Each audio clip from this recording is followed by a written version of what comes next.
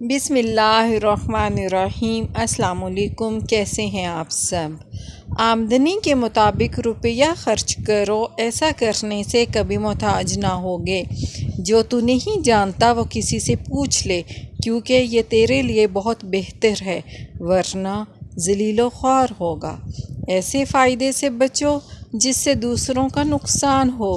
جو شخص انتقام کے طریقوں پر غور کرتا رہتا ہے، اسی کے زخم ہمیشہ تازہ رہتے ہیں۔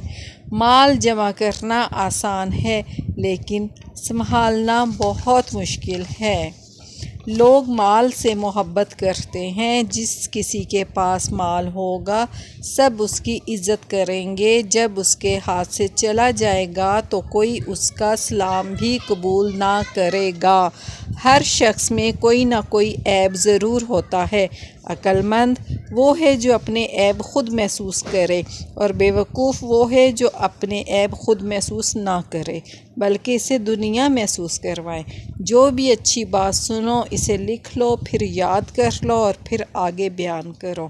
اوکے، ٹیک کیئر، اللہ حافظ۔